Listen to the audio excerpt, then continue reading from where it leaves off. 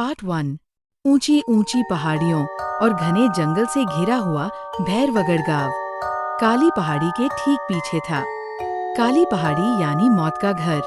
भैरवगढ़ गांव तक पहुंचने का रास्ता बेहद दुर्गम था। लगभग 24 घंटे घने तूफान और तेज हवाओं की वजह से वहां के वीराने माहौल की कहानियां लोगों के दिलों को दहला देती थी। ऐसे बहुत कम लोग थे जो भैरवगढ़ गांव तक जाने की हिम्मत करते थे। लोगों का कहना था कि इस गांव के आसपास बुरी आत्माओं का साया मंडराता है। गांव के रहने वाले लोगों ने वैसे तो अपनी आंखों से किसी बुरी आत्मा या साये को नहीं देखा था, लेकिन गांव का बच्चा इस बात को महसूस कर सकता था कि गांव के ऊपर कोई तो खौफनाक साया मंडरा रहा है। और उसकी वजह ये थी कि उस गांव में जैसे ही कोई लड़का 18 साल का होता, उसके 18वें जन्मदिन की रात ठीक 12 बजे अकस्मात उसकी मौत हो जाती। हर बार ये मौतें बड़े ही रहस्यमय ढंग से होती और इस बार सरपंच सुमेर के बेटे को 18 साल होने में अब बस 15 दिन बाकी थे। अजी सुनते हैं, हमारा बेटा भी कुछ दिन बाद 18 साल का हो जाएगा। कहीं वो डायन उसे भी खा गई तो। कैसी बातें कर रही हो? जब वो इस गांव में ही नहीं है तो कोई भी डायन या बुरा साया उसका कैसे कुछ बिगाड़ सकता है? उसे कुछ नहीं होगा।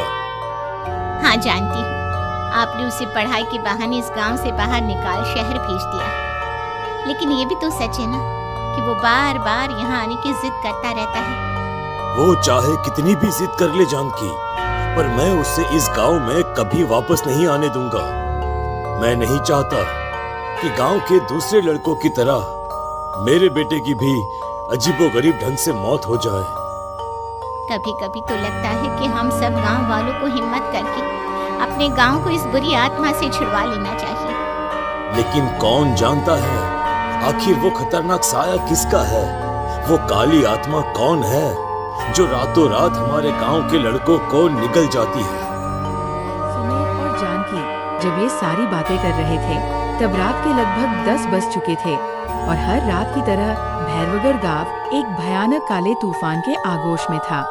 बाहर चल रही तेज हवाएं और बारिश के बीच कभी कभी ऐसा लगता जैसे कोई बुरी तरह से चीख रहा है। किसी के तड़पने और चीखने की आवाजें गांव के कानों में बार बार टकराती, पर वहां रहने वाले किसी भी औरत या आदमी के अंदर इतना साहस नहीं था कि वो अपने घर से बाहर कदम रख के उन आवाजों तक पहुंच सके। सो जाओ जानकी और घर के खिड़की दरवाजे कसकर बंद कर दो। अब जानकी सब खिड़कियां ठीक से बंद करने ही लगती है कि तभी उसे अपने घर के दरवाजे पर जोर जोर से खटखटाने की आवाजें सुनाई देती है।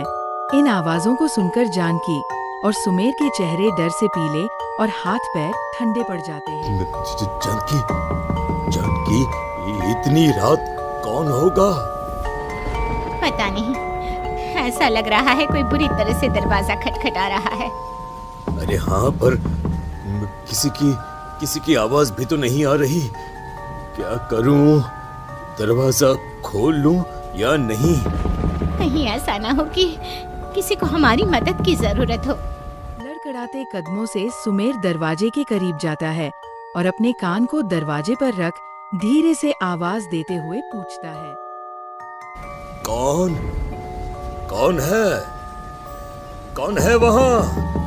तभी एक बेहद डराने वाली आवाज उसके कानों से टकराती है। दरवाजा खोलो, दरवाजा खोलो, वरना आज की रात इस गांव में कोई जिंदा नहीं बचेगा।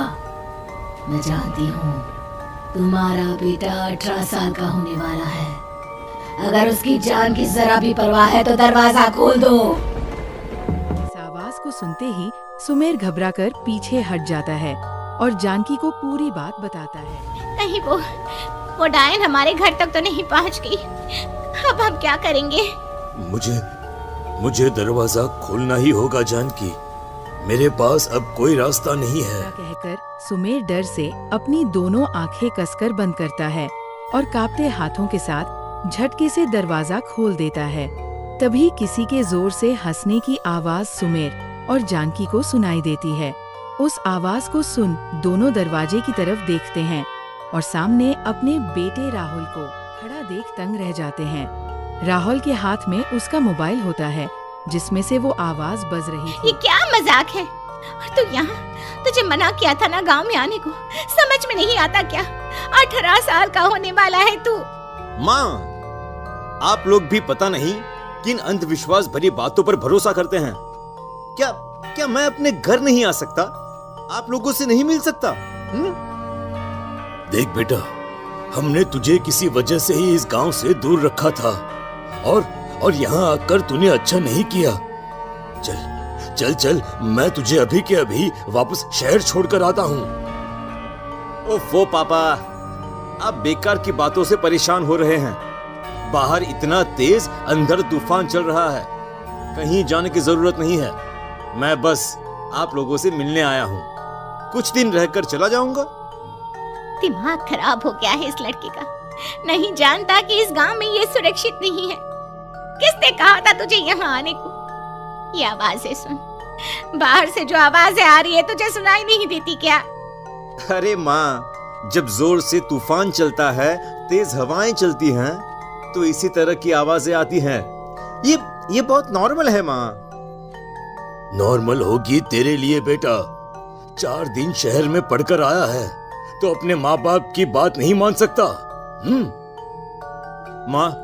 माँ, मुझे अभी बहुत जोरों से भूख लगी है, पहले कुछ खिला दो, और रात भी बहुत हो गई है। हम इस बारे में कल बात करते हैं, ठीक है? राहुल के वापस आ जाने से जानकी और सुमेर की आंखों की नींद उड़ गई थी। खाना खाने के बाद राहुल तो अपने बिस्तर पर जाकर सो गया, लेकिन जानकी और सुमेर पूरी रात उसके कमरे के बाहर पहरेदारी करते रहे। उन्हें पल पल इसी बात का डर था कि कहीं उनके बेटे को कुछ हो ना जाए। रात बीतती है, सुबह का सूरज निकलता है। अब जैसे ही वह राहुल को नींद से जागते देखते हैं तो उन दोनों के दिल को सुकून मिलता है। अरे माँ, पापा, आप अभी तक यहीं बैठे हैं क्या? पूरी रात सोए नहीं? जिनकी जवान बेटी की जान को खतरा हो, उन माँ बाप को नींद नहीं आती बेटा। बेटा, अब तो वापस शहर चला जा। देखो माँ, मैं किसी जरूरी काम से इस गांव में आया हूँ, और वो काम पूरा होने के बाद मैं खुद यहाँ से चला जाऊंगा। काम? गांव में तेरा क्या काम है? पापा, मैं बचपन से ही इस गांव के बारे में बेहद डरावने किस्से सुनते आया हूँ, इसीलिए अब मैं उन्हीं किस्सों के ऊपर डॉक्यूमेंट्री फिल्म बनाऊंगा। रिसर्च करना चाहता हूँ कि आखिर सच्चाई है क्या। हे भगवान, लो जी, सुन लिया, और भेजो इसे पढ़ने के लिए शहर। मैंने आपसे पहले ही कहा था, मेरी बहन के पास दूसरे गांव भेज दो। ना ये शहर जाता और ना उल जुलूल की बात इसके दिमाग में आती। जानकी और सुमेर राहुल को समझाने की बहुत कोशिश करते हैं, पर वह किसी की बात नहीं सुनता और अपना कैमरा लेकर गांव के पास वाली काली पहाड़ी की तरफ निकल जाता है। अब राहुल जैसे ही काली पहाड़ी पर पहुंचता है, उसकी नजर पहाड़ी के ठीक बीचों बीच बनी एक पुरानी झोपड़ी पर पड़ती है। यहाँ भी कोई रहता है क्या? ये इंटरेस्टिंग होगा। राहुल की आवाज पहाड़ों से टकराकर उसके कानों में सुनाई दे रही थी। उसने चारों तरफ का नजारा देखकर वहां की तस्वीरें अपने कैमरे में उतारना शुरू कर दिया। तभी अचानक राहुल ने अपने कैमरे में खींची हुई तस्वीर को जूम करके देखा, और उसमें उसे जो नजर आया वह देखकर राहुल के होश उड़ गए। क्या सचमुच उस गांव के ऊपर किसी बुरी आत्मा का साया था? क्या राहुल की जान बच पाएगी?